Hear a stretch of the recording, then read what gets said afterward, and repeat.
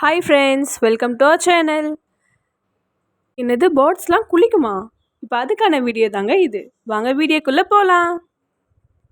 எங்கள் பேர்டை பாருங்கள் எவ்வளோ ஜாலியாக குளிச்சிட்ருக்காங்கன்னு.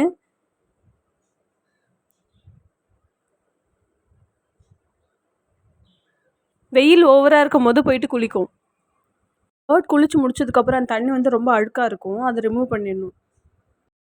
அழுக்கு தண்ணியை குடிக்கவும் செய்யும். நான் வந்து என்னுடைய கேஜிக்குள்ளே பேர்ட் குளிக்கிறதுக்குன்னு தனியாக தண்ணி வைப்பேன்.